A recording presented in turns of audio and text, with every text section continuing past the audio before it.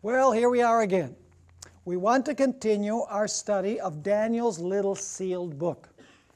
And basically, we have been discussing the fact that the book of Daniel is composed of two books.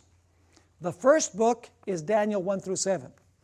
The second book is Daniel 8 through 12. Now, we have not proved that Daniel 8 through 12 is the second book, but we have discussed Daniel 1 through 7. And we noticed that these chapters are interrelated, interconnected. Daniel 2 and 7 are connected, Daniel 3 and 6 are connected, and Daniel 4 and 5 are connected in terms of theme, and Daniel 1 would be the introduction. So you have a candelabrum, what is called a chiasm, if you please. Now, we were also discussing the sequence of powers in Daniel 7. And we're going to our material now. The sequence of powers was Babylon, Medo-Persia, Greece, Rome. Rome divided into 10 kingdoms. Then the little horn, which is papal Rome, which rules until 1798. And then after 1798, we have the judgment. We have the beginning of the judgment. And where does that judgment take place? It takes place in heaven. Does it take place before the second coming of Christ? Yes, because the Son of Man goes to the Ancient of Days to receive the kingdom before He comes here to take over the kingdom. He goes to the Ancient of Days to receive the kingdom. So the investigative phase of that judgment takes place in heaven. And then the time comes when Christ and the saints take over the kingdom, according to Daniel 7. Now, that description of Jesus coming to the Father, to the Ancient of Days, is found in Daniel 7, verses 9 and 10 and 13 and 14. I'd like to read those verses. Daniel 7, 9 and 10 and 13 and 14. It is in your material. It says here, I watched till thrones were put in place. This is after the little horn rules for 1260 years. I watched till thrones were put in place, and the Ancient of Days was seated. His garment was white as snow, and the hair of his head was like pure wool.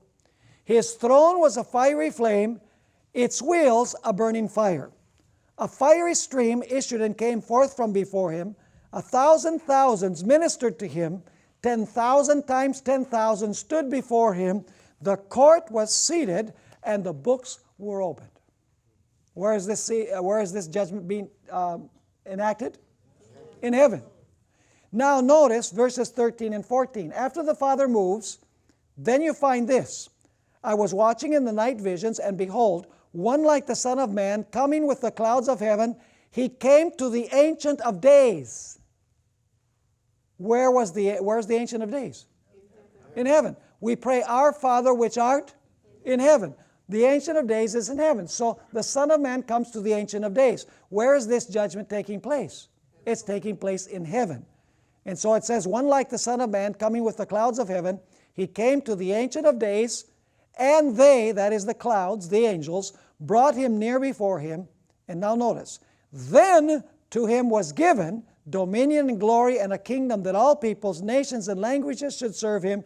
His dominion is an everlasting dominion which shall not pass away, and his kingdom the one which shall not be destroyed.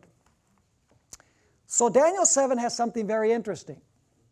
It has the sequence of powers that will rule in the world till the time that Jesus takes over the kingdom, empirically when He comes to take over the kingdom. But there's something in Daniel 7 that was not understood until after 1798. You see, before 1798, it was believed that when Jesus came, He would take over the kingdom, but they did not know, they did not realize that a judgment is going to take place in heaven before Jesus takes over the kingdom. You know, that's one point that was not understood before 1798, the judgment aspect. You see, before 1798, basically they believed that the judgment is when Jesus comes. Somehow, even the Millerites did not understand, because William Miller used Daniel chapter 7 to speak of the second coming of Christ. Even though it says that the Son of Man came to the Ancient of Days. They did not fully understand that before Jesus comes to empirically take over the kingdom, there was going to be a judgment that would declare Jesus' right to have the kingdom in the heavenly court. Are you understanding what I'm saying? So there was one aspect of Daniel chapter 7 that was not understood before 1798, and that was the judgment aspect, the heavenly judgment aspect of the taking over of the kingdom. Is that point clear? Now, that is very important for what we're going to discuss next. Let's discuss now the second book. We've already discussed the first book. The first book ends by saying that there's going to be two phases to the judgment. One, a heavenly phase, where Jesus will be given the kingdom legally in a court of law, and then the time when Jesus actually takes over the kingdom that he was legally given in the court of law. Now let's look at the second book. Daniel 12 and verse 4 says, "But you, Daniel, shut up the words and seal the book until the time of the end. Many shall run to and fro, and knowledge shall be increased." Now the big question here is this: which book is Daniel 12 verse 4 referring to? Is it referring to the entire book of Daniel, or is it referring to the second book within the book, which is Daniel chapter 8 through 12? That's what we want to pursue. Now it says clearly here that the book would be sealed until when? It would be sealed until the time of the end. But at the time of the end, what would happen? The seal would be removed, and knowledge would be increased. Not scientific knowledge, but knowledge of the book. Because at the time of the end, the book would be opened. And now people would be able to understand what was in the book that had been sealed in the days of Daniel. Are you following me or not? This is very, very important. Now, there are 5 reasons that I want to give you that prove that the entire book of Daniel was not sealed until the time of the end. The only portion of Daniel that was sealed until the time of the end was the content of Daniel 8 through 12. And so that is the book that was sealed until the time of the end. It is the book within the book. Now, let's pursue this so that you understand this very important point. Reason number 1. There is evidence that Daniel, chapters 1 through 7, was understood to a great degree long before the time of the end. Notice the words of the church father Hippolytus, who wrote in the 3rd century A.D. Now you tell me if he understood to a great degree Daniel 7. This is what he says. In speaking of a lioness from the sea, Daniel meant the rising of the kingdom of Babylon, and that this was the golden head of the image. Then after the lioness, he sees a second beast like a bear, which signified the Persians. For after the Babylonians, the Persians obtained the power. And in saying that it had 3 ribs in its mouth, he pointed to the 3 nations, Persians, Medes, and Babylonians, which were expressed in the image by the silver after the gold. Then comes a third beast, a leopard, which means the Greeks. For after the Persians, Alexander of Macedon had the power when Darius was overthrown, which was also indicated by the brass in the image. And in saying that the beast had 4 wings of a fowl and 4 heads, he showed most clearly how the kingdom of Alexander was parted into 4 divisions. For in speaking of 4 heads, he meant the 4 kings that arose out of it. For Alexander, when dying, divided his kingdom into 4 parts. Then he says the 4th beast was dreadful and terrible. It had iron teeth and claws of brass. Who then are meant by this but the Romans, whose kingdom, the kingdom that still stands, is expressed by the iron? For, says he, its legs are of iron. Did Hippolytus understand Daniel 2 and Daniel 7? Oh yeah, to a great degree. Now you say, but he didn't understand the Antichrist. Oh yes, he did. But there's one thing that Hippolytus missed.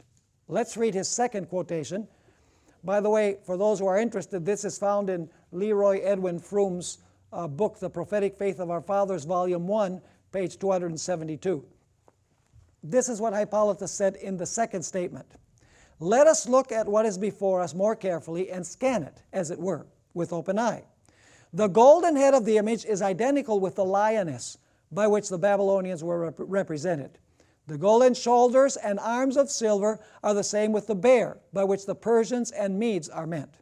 The belly and thighs of brass are the leopard, by which the Greeks, who ruled from Alexander onwards, are intended.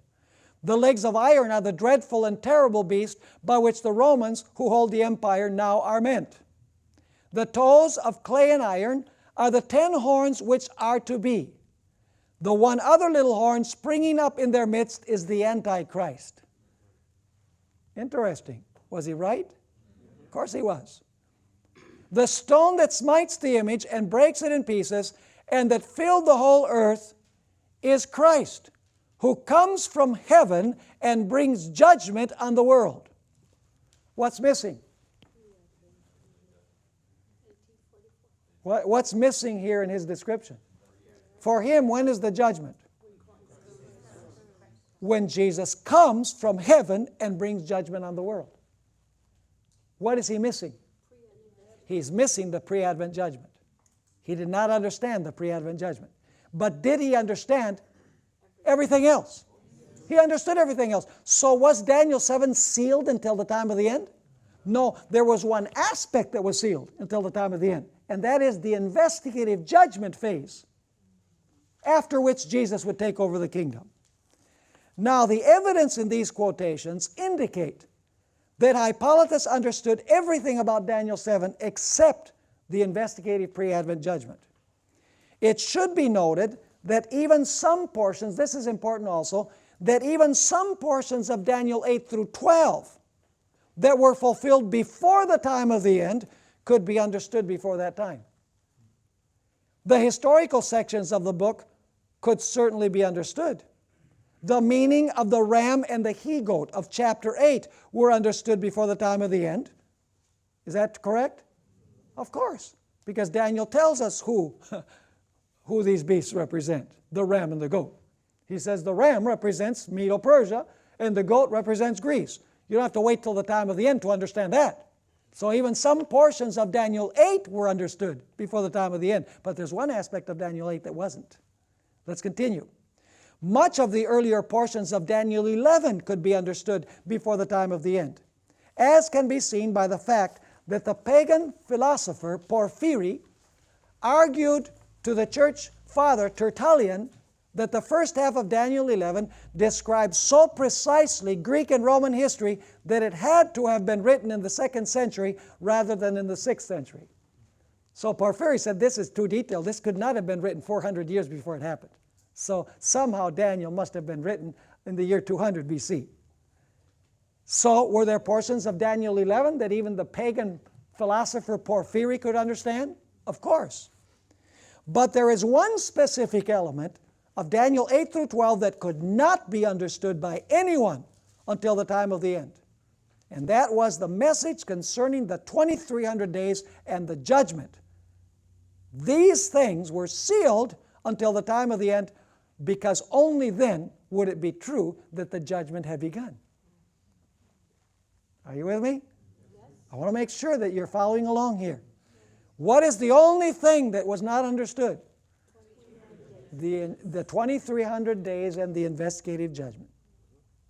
Now let me give you a second reason why you're dealing here with 2 books rather than just 1 book. Now I realize that Daniel is 1 book, but there are 2 books within it. The book of Daniel was written in 2 different languages. Chapter 1, which is the introduction to the entire book, was written in Hebrew. Chapters 2 through 7 were written in Aramaic, which was, somewhat like Hebrew. It's kind of like Portuguese and Spanish, Aramaic and Hebrew. And so chapters 2 through 7 were written in Aramaic, and chapters 8 through 12 were written in Hebrew. The difference in language between Daniel 2 through 7 and Daniel 8 through 12 indicates that the book is composed of 2 units. Reason number 3, the little old lady. Ellen White knew this. I never cease to marvel at how Ellen White understood this. Most people, they say, the book that was sealed until the time of the end was Daniel. Ellen White didn't make that mistake. She didn't say it was Daniel. Let's read several statements from her writings. This is Acts of the Apostles, page 585. In the Revelation, all the books of the Bible meet an end. Here is the complement of the book of Daniel. One is a prophecy, the other a revelation. The book that was sealed is not the revelation, but that portion. What is a portion? Part. But the portion of the prophecy of Daniel relating to the last days. The angel commanded, "But thou, O Daniel, shut up the words and seal the book, even to the time of the end." So is the book that was sealed all of Daniel? No, it is that portion having to do with the last days. In another statement, Great Controversy, page 355, Ellen White explains the message of salvation has been preached in all ages. But this message, she's talking about the first angel's message, it says the hour of his judgment has come. But this message is a part of the gospel which could be proclaimed only in the last days, for only then would it be true that the hour of judgment had come. And now listen to what she says. The prophecies present a succession of events leading down to the opening of the judgment. Daniel 7 does that, right? Daniel 7 presents a succession of events leading down to the opening of the judgment. This is especially true of the book of Daniel. Now listen carefully. But that part of his prophecy which related to the last days, Daniel was bidden to close up and seal until the time of the end. Not till we reach this time could a message concerning the what? The judgment be proclaimed, based on the fulfillment of these prophecies. But at the time of the end, says the prophet, many shall run to and fro, and knowledge shall be increased. So in one statement she says that portion was sealed, and in the other statement she says that part. So the book that was sealed was not all of Daniel. It was a portion having to do with the 2300 days. And that is the central theme of Daniel 8 through 12. We're going to study that. Desire of Ages 234. The words of the angel to Daniel relating to the last days were to be understood in the time of the end. At that time many shall run to and fro, and knowledge shall be increased. The wicked shall do wickedly, and none of the wicked shall understand, but the wise shall understand. Now, here's a very interesting statement. Manuscript Releases, Volume 1, page 99. You remember that the seal was taken off the book and the book was opened in Revelation chapter 10? Remember that the angel descends from heaven with a book that's open, having been opened? Was the seal taken off that book? You know what that book is? It's this book. That portion of Daniel is that book. And the angel comes with the book open because the seal has been taken off. Now listen to what Ellen White says about what the seal was. She says the unsealing of the little book was the message in relation to time. Which time? Unto 2300 days the sanctuary shall be cleansed. So when the 2300 days are preached, what happens with the seal? The seal is removed, and now people can understand it. Are you following me? So what is it that was sealed? The message in relation to time, the 2300-day prophecy. Now here's another statement. This is Prophets and Kings, page 547. She says, honored by men with the responsibilities of state and with the secrets of kingdoms bearing universal sway, Daniel was honored by God as his ambassador and was given many revelations of the mysteries of ages to come. His wonderful prophecies, as recorded by him in chapters 7 to 12 of the book, bearing his name, were not fully understood even by the prophet himself. But before his life labors closed, he was given the blessed assurance that at the end of the days, in the closing period of this world's history, he would again be permitted to stand in his lot and place. That is through his book, of course, not personally. It was not given him to understand all that God had revealed of the divine purpose. shut up the words and seal the book, he was directed concerning his prophetic writings. These were to be sealed even to the time of the end. Go thy way, Daniel, the angel once more directed the faithful messenger of Jehovah, for the words are closed up and sealed till the time of the end. Go thy way till the end be, for thou shalt rest and stand in thy lot at the end of the days. So what is it that was sealed until the time of the end? The entire book of Daniel? No.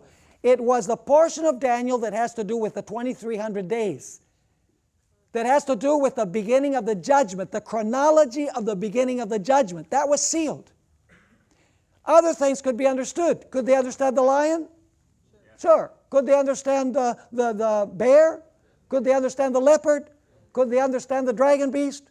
The 10 horns? The little horn? Even Martin Luther and the reformers, you know, Martin Luther believed that the little horn was Islam, but other reformers believed that the little horn was the papacy, and the man of sin was the papacy. And so these things could be understood. Could they understand that the ram represented Medo-Persia? Sure. Could they understand that the he-goat represented Greece, and that Greece would be divided into 4 kingdoms? Absolutely. Daniel 11, as we notice, could be understood, at least the portions that didn't have to do with the last days. Which was the portion that could not be understood?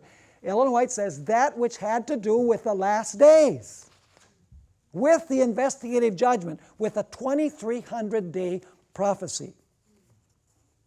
Now let's go to reason number 4. This is the most important of all. And I hope that you're well versed in Daniel 8. I hope that you've read Daniel 8, you know what the sequence is, because that's going to be very important to understand what we're going to go through now. What I want to show you now is that the internal evidence of Daniel 8 through 12 proves beyond any doubt that this little book that was sealed until the time of the end is composed of these chapters. In fact, we're going to take these chapters one by one, beginning with chapter 8, and we're going to see that each one of these chapters in some way is related to the 2300-day prophecy. Now, let's begin with Daniel 8. In this chapter, the 2300-day prophecy is introduced. The chapter begins in the time of the kingdom of Persia, right? There's no symbol for Babylon. Why is there no symbol for Babylon? Because the 2300 days begin with Persia.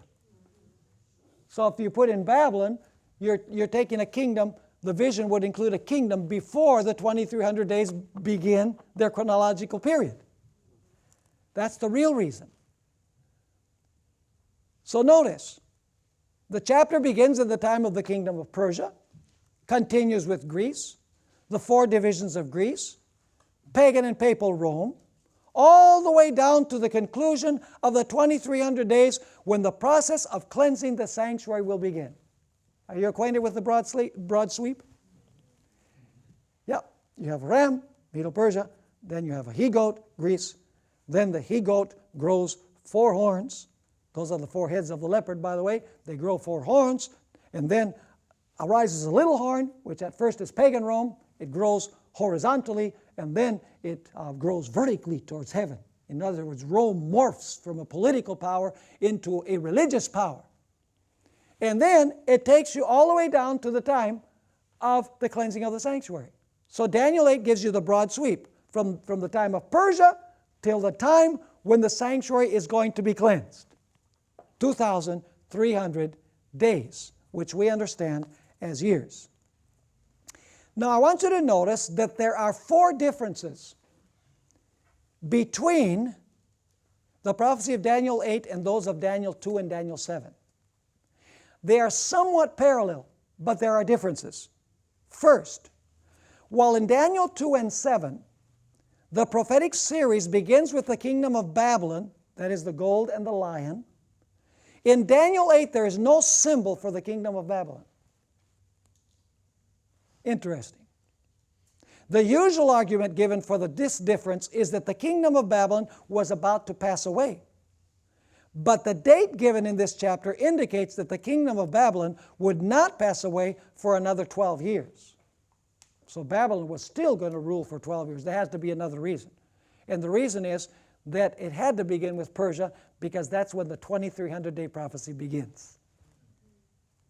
Second, in contrast to Daniel 7, the beasts of Daniel 8 are domestic sanctuary animals. What kind of beast do you have in Daniel 7? Carnivorous beasts. Wild beasts. But in Daniel 8, you have sanctuary beasts, because the central theme is the sanctuary. The ram was used in the daily service, while the he-goat was used in the yearly service. This strongly hints that the central theme of Daniel 8 is the daily. Is the daily referred to very clearly there? Yeah. Leading up to the end of the 2300 days, you have the little horn taking away what? The daily. That's the ram. But that's not all. And the yearly, in which the little horn is what? Judged. Are you following this? In other words, two sanctuary animals are used to illustrate that the papacy was going to take away the daily, and as a result, the papacy was going to be judged in the yearly service, which is the cleansing of the sanctuary, or the judgment. Third, there is only one symbol in Daniel 8 for both pagan and papal Rome, a little horn. The horn first spreads out horizontally, that is geographically, to the east, the south, and the glorious land. And then it extends vertically to heaven. That is to say, it first extends politically and geographically, and then religiously. It is clear that the introduction of another beast into Daniel 8 to represent pagan Rome would have spoiled the symmetry of the chapter, which emphasizes the two beasts of the sanctuary service. So if a third beast had been introduced, it would ruin the theme of the daily and the yearly, the two beasts of the sanctuary. Fourth, this is very important. There is no reference in Daniel 8 to the establishment of Christ's everlasting kingdom. Does Daniel 2 refer to the setting up of Christ's everlasting kingdom? He will set up a kingdom that will never be destroyed. That's the culmination of the vision of Daniel 2. Does Daniel 7 end with Jesus taking over the kingdom? Yes, it does. But Daniel 8, strangely enough, the chapter ends, and there's no reference to the everlasting kingdom, which is different than Daniel 2 and Daniel 7. Now, this was due to the fact that Daniel got sick before Gabriel was able to explain the entire vision. And you can read that in chapter 8, verses 26 and 27. This is the reason why Gabriel came back in Daniel 9 through 12 to explain the things that had remained unexplained in chapter 8. In other words, if Daniel had not gotten sick, Gabriel would have continued giving him Daniel 9, 10, 11, and 12. But he gave it later. Now, what is the central theme of Daniel 8 then? What is the central theme of the vision? Unto 2300 days the sanctuary shall be cleansed. That's a central theme, right? The 2300 days and the judgment. Now, let's go to our next page. What is the central theme of Daniel 9? Now, here we have a problem in Daniel 8. What is the problem in Daniel chapter 8? The problem is that you have a 2300-day prophecy, but you don't know where to start it. We want to know when the sanctuary is going to be cleansed. 2,300 years and the sanctuary will be cleansed. Problem is, there's no starting point in Daniel 8. So where would you expect to find the starting date? How about the next chapter? Are you with me or not?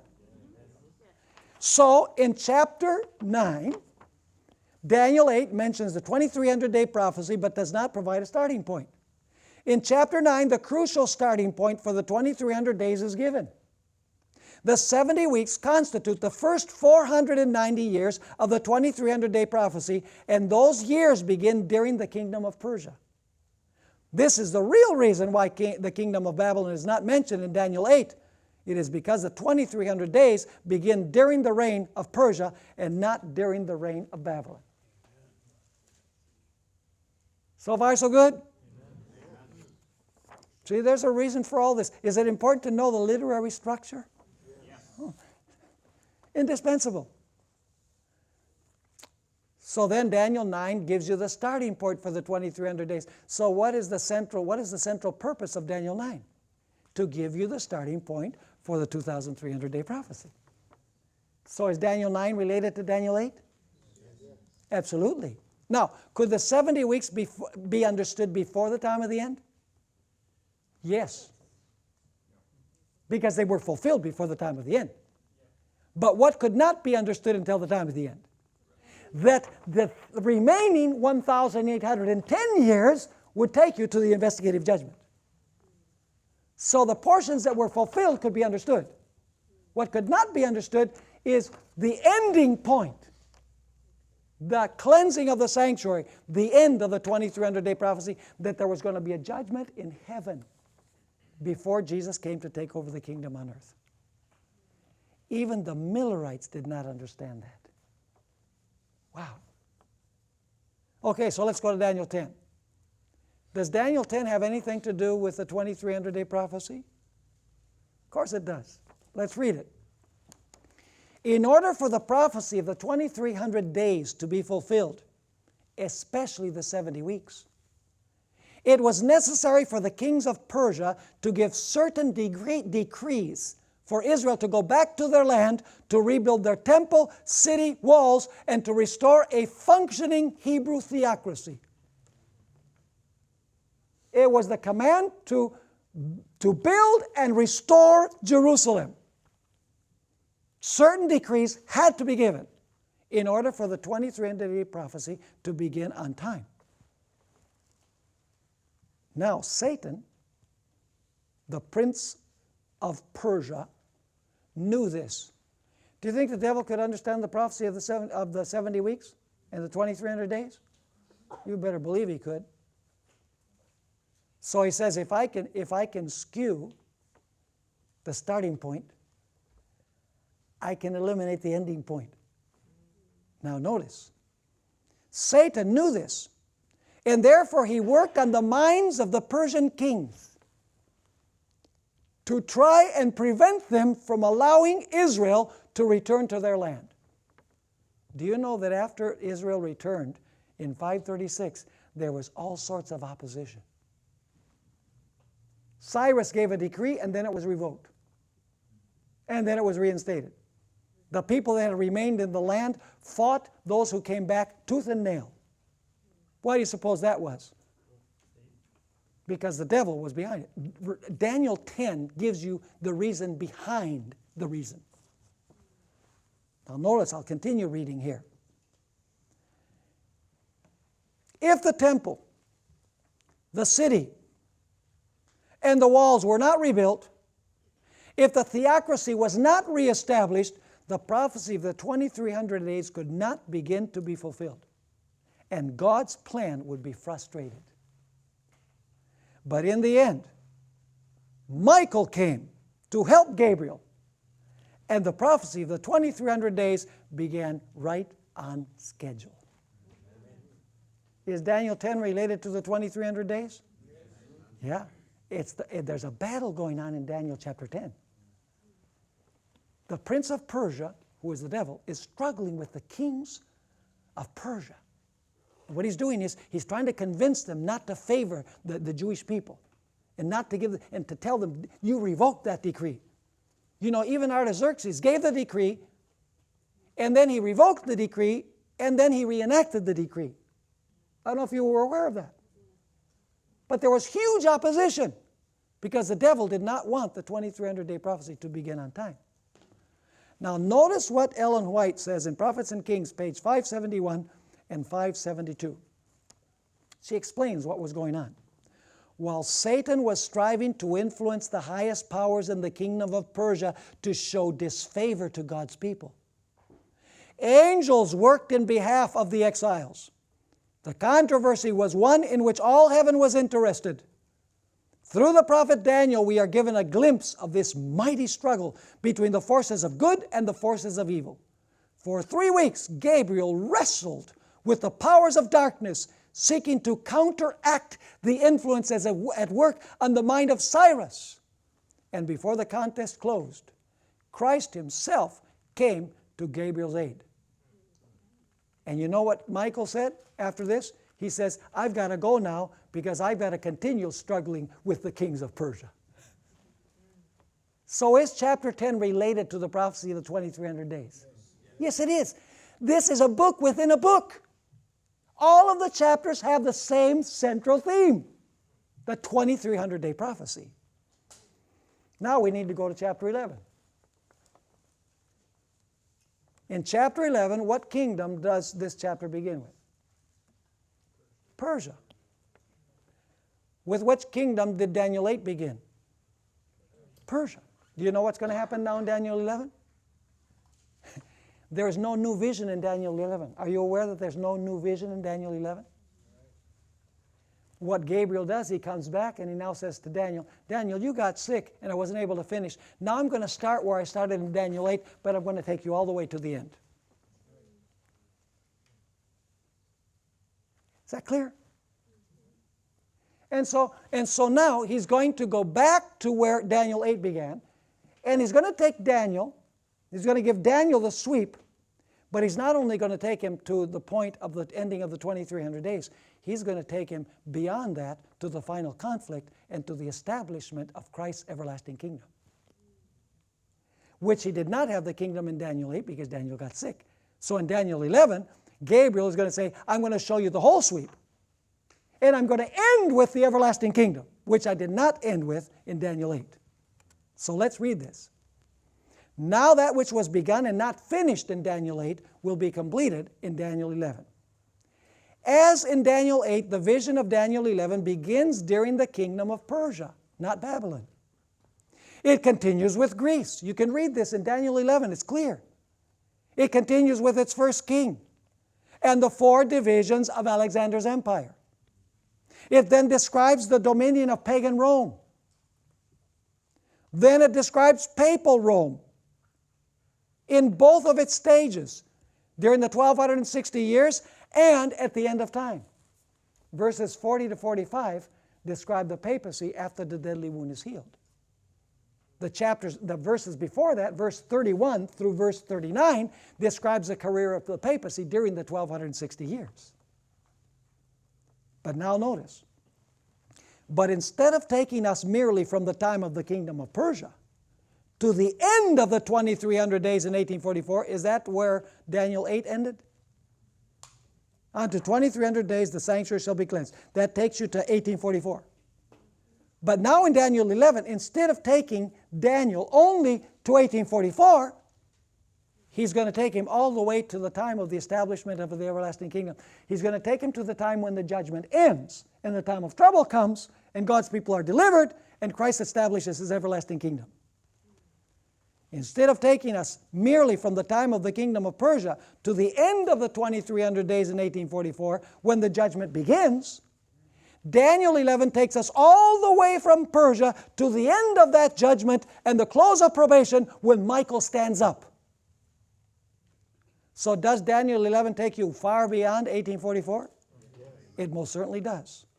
And finally, in Daniel 12, verses 2 and 3, you have a description of the climax when God's people will resurrect and inherit the everlasting kingdom, and the righteous will shine as stars forever and ever. Thus, Daniel 11:1 through 12:3 take us full circle from the time of Persia till Christ sets up his everlasting kingdom. Isn't this incredible? So what is the central theme of all of these chapters? The central theme, folks, is the 2300-day prophecy, the judgment. All of the chapters have the same central theme. And much of this, the judgment aspect, could not be understood until the time of the end. So is this a book within a book? It basically, what it's doing is, Daniel 7 gives you the inkling. It introduces it when it says that the Ancient of Days goes in, and he sits, and the judgment is set, and then the Son of Man comes. He's taken before the Ancient of Days.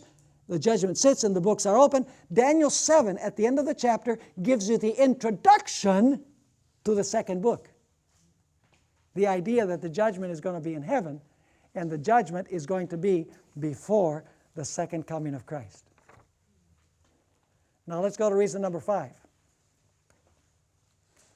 And we're going to amplify this one in the next few minutes. We don't have a lot of time left in this particular presentation, but we're going to deal with Revelation chapter 10 more extensively in our next session. But let's go through the material that we have here. The opening of the little book in Revelation 10 is a clear reference to the unsealing and opening of the book that was sealed in Daniel 12, verse 4. There is only one book in the Bible that was sealed to be opened at the time of the end. Notably, the little book of Revelation 10 is opened in the period of the sixth trumpet, at the very end of history, immediately before Jesus takes over the kingdom at the time of the seventh trumpet. Are you catching the chronology? In other words, the little book is opened during the period of the sixth trumpet. That's when you have the eating of the book. It's sweet in the mouth, bitter in the stomach, And then after that, you have the episode of Christ taking over the kingdom under the seventh trumpet. Now, we shall find in our next study that no chapter in the Bible explains in a clearer way the origin, message, mission, and destiny of God's end-time remnant people than Revelation 10. It is no coincidence that the central theme of the Millerites, who preached at the beginning of the time of the end, was drawn from Daniel 8:14 and Revelation 14:6 and 7. The eating of the little book of Revelation 10 clearly indicates the judgment hour preaching of the Millerite movement and its subsequent disappointment. Let me ask you, did the Millerites gobble up the little book? Oh yeah. Was it sweet? Ooh, it was so sweet. Why was it sweet? Oh, Jesus is coming back. October 21st in 1843, then they readjusted it, and then finally they settled on October 22, 1844, and Ellen White says that the coming of Jesus was something that brought joy to everyone. She said that was the happiest year of her life, the year that led up to the great disappointment. So the experience was sweet. These people loved Jesus. They wanted to see Jesus come. And then when October 22, 1844 ended, ooh, the bitterness. I'm going to read you some statements from the pioneers after Jesus didn't come. Wow. Their hopes were dashed. But they didn't totally lose hope. Because they went back to studying Scripture. And they said, we missed the fact that the judgment is going to have a heavenly phase before Jesus comes to take over the kingdom. In a parable, Jesus says that we are to be individuals that wait for the return of the master from the wedding. In other words, the wedding takes place in heaven, and we are there in absentia. And then Jesus comes to get his people. But he determines his kingdom before. The Millerites did not understand that. So the acid test of what this little book is found in history. It was fulfilled in history in 1844. Now, interestingly enough, the eating of the little book in Revelation 10 clearly describes the judgment hour preaching of the Millerite movement and its subsequent disappointment. After the disappointment, John was told to what? Prophesy again. Prophesy again from where? Where did the prophecy come from the first time? From the little book. So he says you have to prophesy again from the little book because you didn't get it right the first time. And he was commanded then to what? Wow, to measure the temple. And what is the measuring of the temple? The investigative judgment. See, after the disappointment, in the very next verse, you have the investigative judgment. By the way, when it says you must prophesy again, where is the message found in Revelation of prophesying again? Revelation chapter 14. the three angels' messages. In other words, after the disappointment, God's people were called upon to present another message from the book of Daniel. And that message had to do with the measuring of the heavenly temple, which is the investigative judgment. Concerning the unsealing of the little book, Ellen White remarks, "It was the Lion of the tribe of Judah who unsealed the book and gave to John the revelation of what should be in these last days. Daniel stood in his lot to bear his testimony, which was sealed until the time of the end." Now notice this, until the time of the end, when what? When the first angel's message should be proclaimed to our world. So what is the unsealing of the book? It is preaching what? The first angel's message. The hour of his judgment has come. These matters are of infinite importance in these last days. But while many shall be purified and made white and tried, the wicked shall do wickedly, and none of the wicked shall understand. The book of Daniel is unsealed in the revelation to John and carries us forward to the last scenes of this earth's history. So as we study the structure of the book of Daniel, we discover that Daniel is one book composed of two books. One book is self-contained, Daniel 1 through 7. The chapters relate to each other in a chiastic fashion.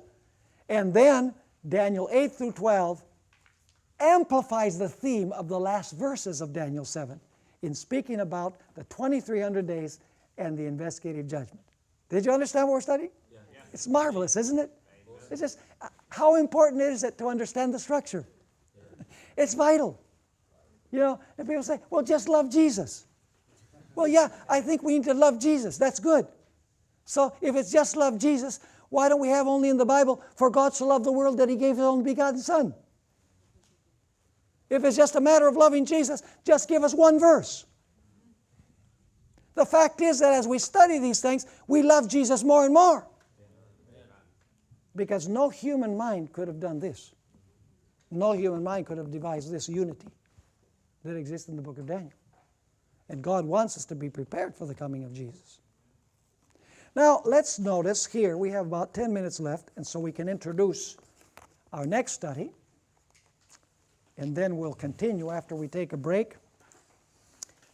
The origin, identity, mission, and message of the remnant. This will absorb the rest of our time. There is no passage in Scripture that better describes the origin, message, identity, and mission of the Seventh-day Adventist Church than Revelation 10. This is a critically important chapter in the self-identity of the Seventh-day Adventist Church.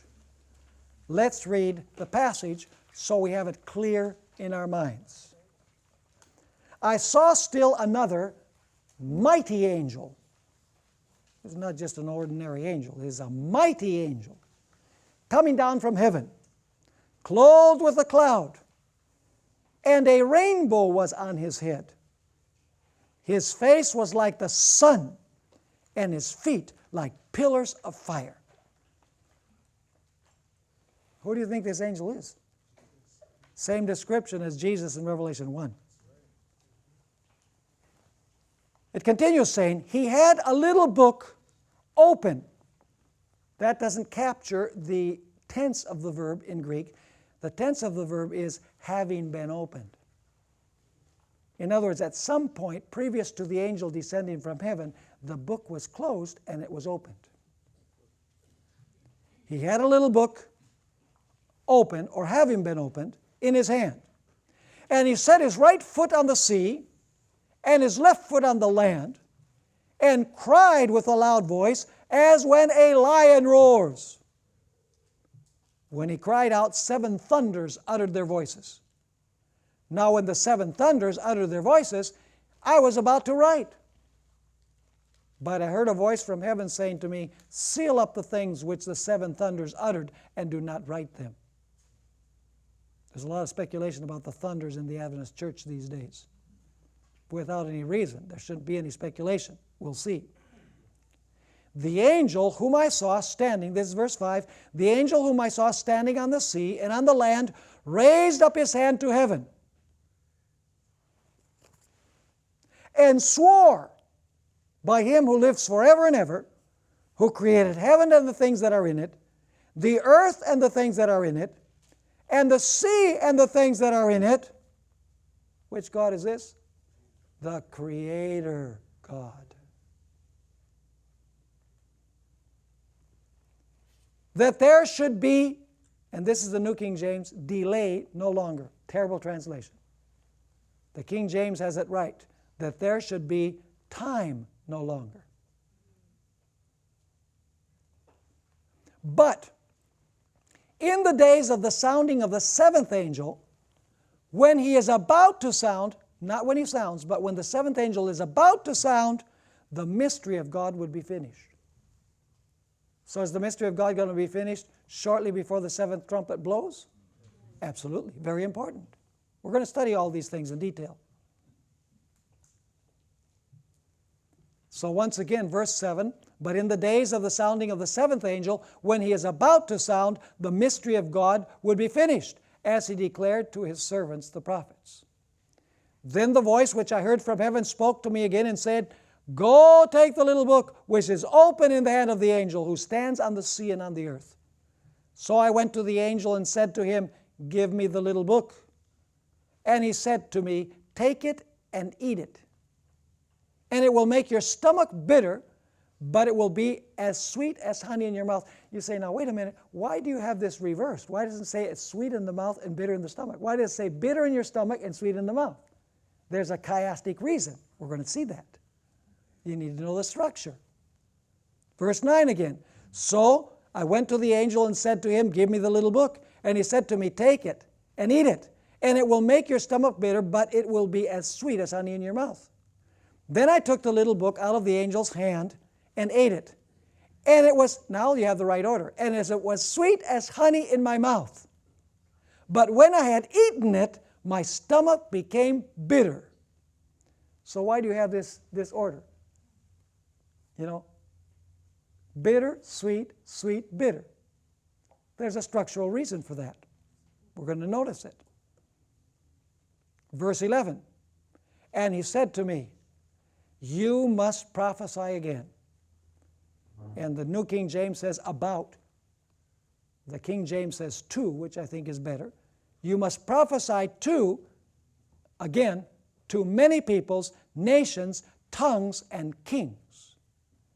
Then I was given a reed, and this is verse 1 of chapter 11. It's really part of the passage. Then I was given a reed like a measuring rod, and the angel stood by, saying, is it the same angel? Yeah, it's the same angel. Rise and measure the temple of God, the altar, and those who worship there. So do you have the picture clear in your mind?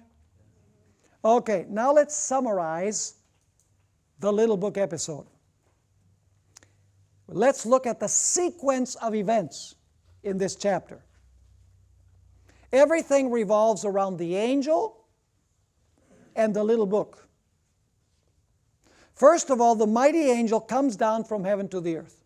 So I want you to visualize this, okay? The angel comes down from heaven to the earth. Then, next, his physical characteristics are described. His face shines like the sun, and his feet are like burnished bronze. And then, he brings in his hand a scroll that is opened, which means that it was opened before he came down. He places one foot on dry land, and then he presses the other foot on the sea. Next, he speaks with the roar of the lion. And when he roars like a lion, 7 thunders come out. He then swears the oath to the Creator. And he says that time will be no longer. Then he gives the book to John with instructions to eat it. After John eats it, and it's sweet in the mouth and bitter in the stomach, he instructs John to prophesy again. And after telling him to prophesy again, he commands John to measure the temple of God and those who worship God. And then the last point, which is not in the chronological order, but it is the last point in the sequence. The mystery of God is finished when the seventh angel is about to sound his trumpet. Okay, do you have the sequence clear in your mind? See, we have to have the sequence clear. Now, let's take a look at the messenger that descends from heaven. The message of Revelation 10 is imparted by Jesus Christ himself. So it must be extremely important. Jesus is described in the following terms. It is a mighty angel. His face is like the sun, the same description of Christ in Revelation 1:16. He is surrounded by a cloud like Jesus is surrounded by angels. His legs are like pillars of fire, same description as Revelation 1. He roars like a lion. Who is Jesus? He's the Lion of the tribe of Judah. And he has a rainbow over his head. Ellen White makes this interesting comment about the rainbow. She says, as the bow in the cloud results from the union of sunshine and shower, so the bow above God's throne represents the union of his mercy and his justice. To the sinful but repentant soul, God says, live thou, I have found a ransom. Ellen White clearly identifies who this angel is. In the Adventist Bible Commentary, Volume 7, page 971, she says, the mighty angel who instructed John was no less a personage than Jesus Christ. And she also says in the Bible Commentary, Volume 7, pages 953 and 954, the instruction to be communicated to John was so important that Christ came from heaven to give it to his servant, telling him to send it to the churches. So is this message of Revelation chapter 10 an extremely important message? Yes, because it is not delivered to an angel to be given to us. It is delivered by Jesus Christ himself. It must be crucially important if Jesus comes down in person to reveal this to his servant John and to us who receive the message of John. So I hope we have this picture clear in our minds. We are going to take a look at the rest of the details of this chapter in our next session together. Don't miss it because it's going to be exciting.